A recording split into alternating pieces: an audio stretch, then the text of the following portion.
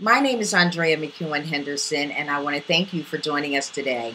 I'm going to be your host, and I am one of the national account managers with College Recruiter. College Recruiter is the leading niche job board used by recent college graduates to find entry-level jobs and for students to find internship opportunities. Today we will be speaking with Ana Escarima, a Foreign Service officer serving as a diplomat in residence at the City College of New York. Prior to this assignment, Ana was the Deputy Director for Syria in the Bureau of Near Eastern Affairs at the Department of State. Ana, thank you for joining us today to discuss the careers in the Foreign Service, the exam process, and student opportunities. So my first question to you, Ana, is what is the difference between the Foreign Service exam and the Civil Service exam? That's a great question.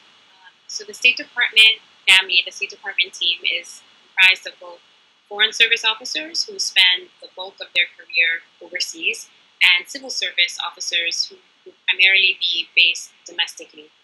The State Department hires Civil Service employees through a resume-based process, and that is an application and resume-based process.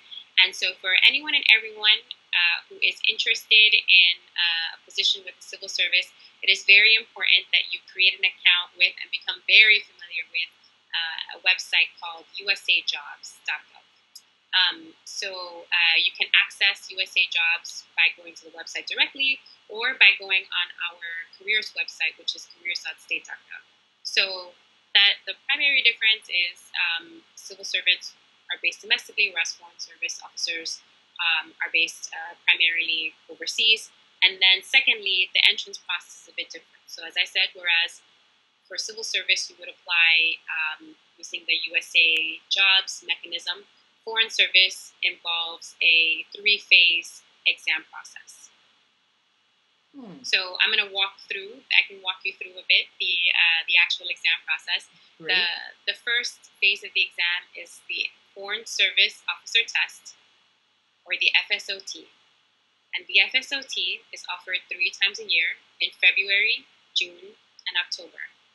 It is a multiple choice exam, and essentially when you register for the exam, you would choose which track in the Foreign Service you would like. So whether that is you want to sign up as a political officer, an economic officer, a public diplomacy officer, a management officer, or a consular officer.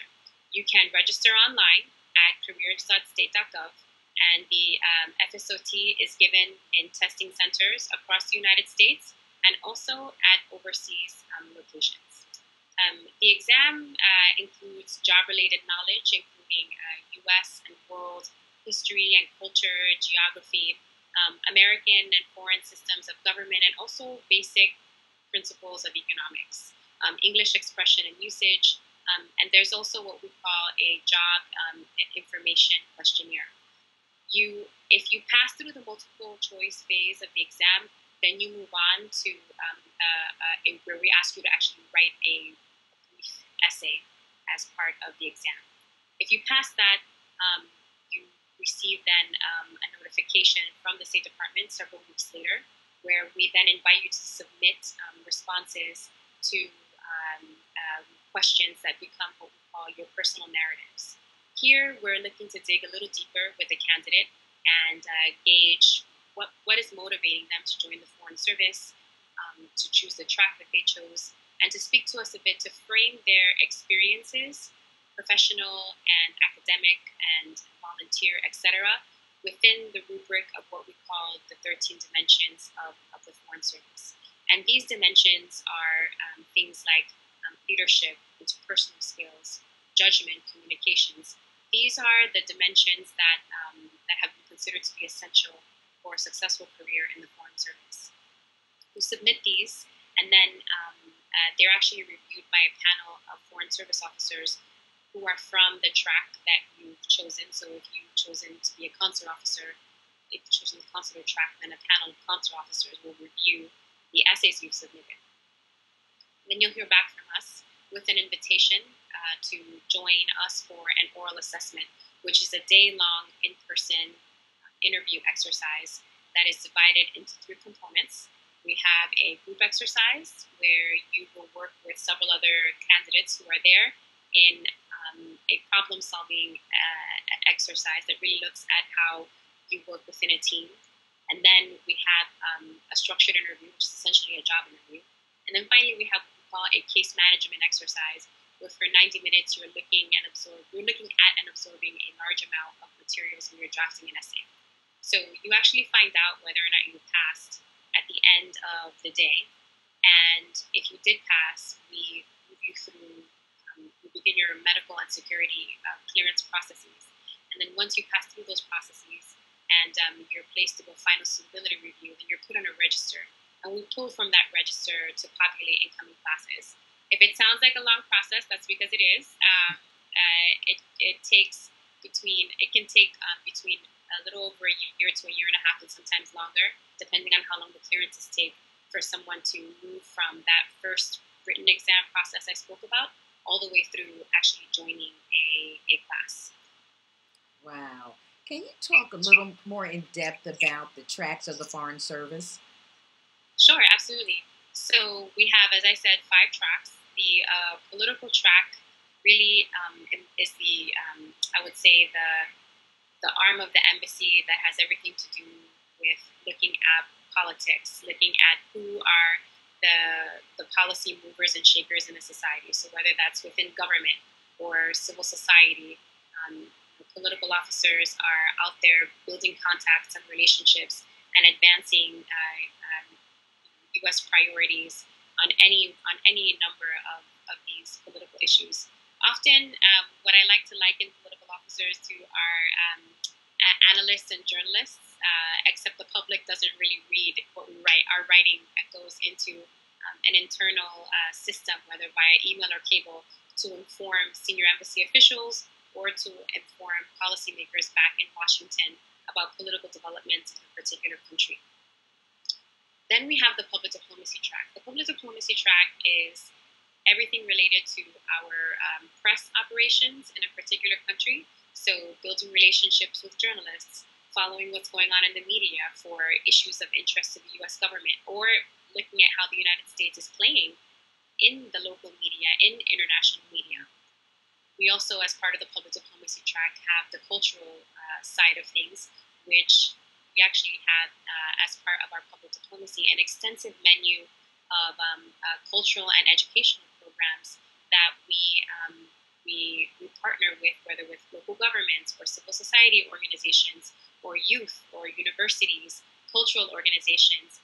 This is all about fostering people-to-people exchange opportunities and this belief that while there's this government-to-government level of diplomacy, it's really important to ensure that American audiences and foreign audiences are exchanging views, are exchanging culture, are exchanging educational opportunities. And so public diplomacy officers are out there scouting for talent, looking at who would make great candidates for our exchange programs, whether they're educational or cultural.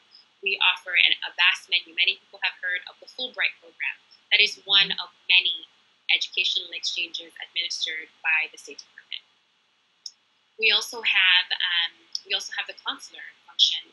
The consular function is, on the one hand, it's all of our visa operations, so tourist visas and immigration visas. Many people in the audience will either know someone or maybe have someone in their family who has applied for a visa to come to the United States. So when you come to a U.S. embassy, it is a U.S. consular officer that actually will conduct that interview and and issue the visa.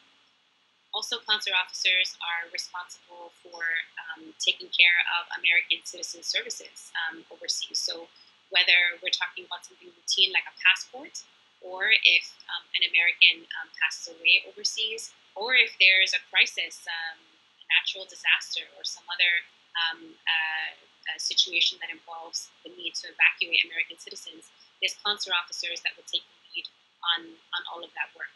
We also have the management section, which is really about making sure the trains are running on time. So everything from logistics to procurement to budget to IT is managed out of the management section. So we're really looking for people with excellent management and planning backgrounds to pursue opportunities with the management section.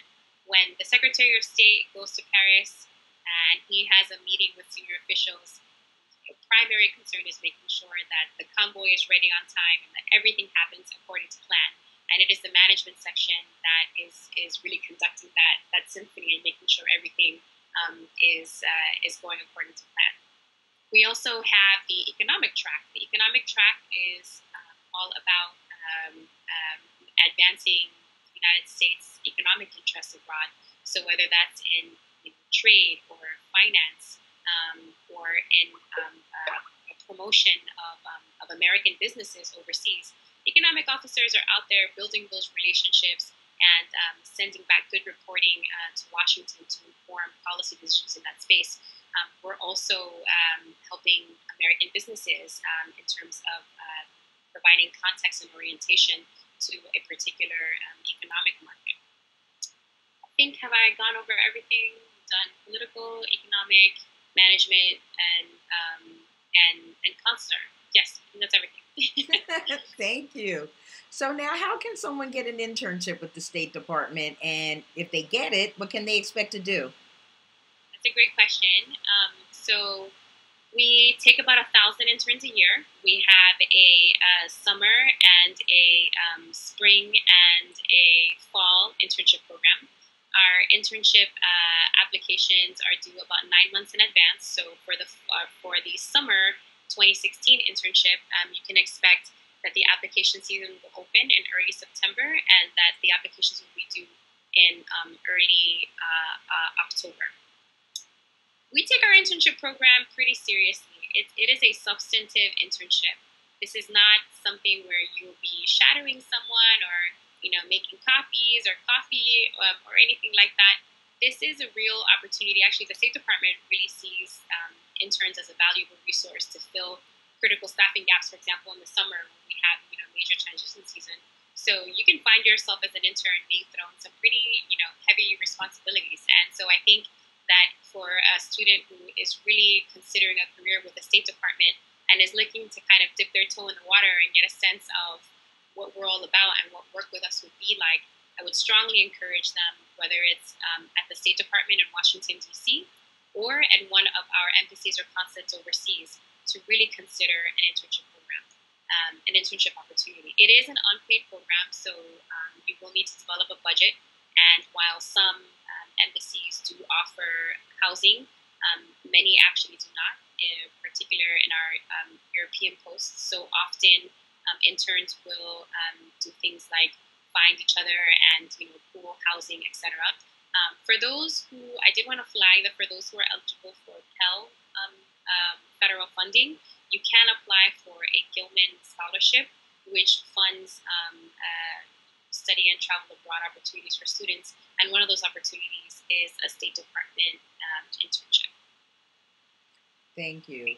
Can you share with us the various fellowships that are available through the State Department? Absolutely. So there are 2 fellowships. One is called the Pickering Foreign Affairs Fellowship, and the other is the Wrangell Foreign Affairs Fellowship. And more information about those are available specifically on, if you Google Pickering Fellowship or you Google Wrangell Fellowship, more information is available on the websites of the institutes that administer those fellowships. So for the Pickering Fellowship, that's the Woodrow Wilson National Fellowship Foundation. And for the Wrangell Fellowship, that's actually administered out of Howard University.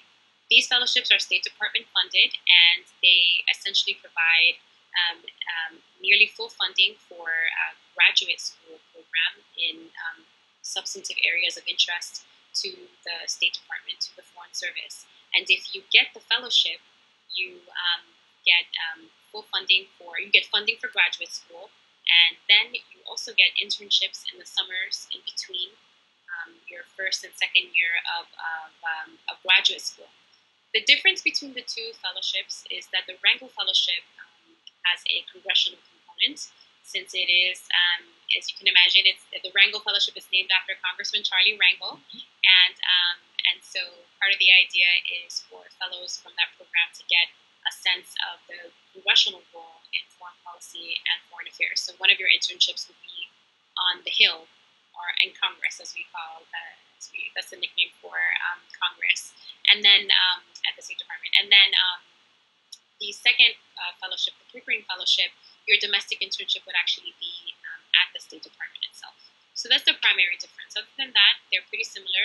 It's funding for graduate school and internships and position in the Foreign Service after graduation. There's also the Presidential Management Fellowship Program, which is not a State Department program. It's actually administered by the Office of Personnel Management, or OPM, and it's a federal government-wide program. But for students who are considering graduate school or who are going to be entering their first year of graduate school, it's definitely an opportunity to get your foot in the door in the federal government. And so I highly recommend you look into it. It is an opportunity. If you do get the fellowship, it is a 2-year opportunity to do rotations within different agencies of the federal government. And upon completion of your 2 years, it is the opportunity to actually gain a civil service position in the federal government within the home agency that hires you through that program. Thank you so much, Anna. You have walked us through quite the process, letting us know the difference between foreign service and civil service and what that exam process was, the tracks that someone could pursue within foreign service, and how students can be able to participate in internship and fellowship opportunities. So again, I want to thank you for sharing the information about careers in the foreign service, the exam process, and student opportunities. Thank you for joining us today, and hope to talk to you soon. Please come back. Okay, will do. Okay. Thank you.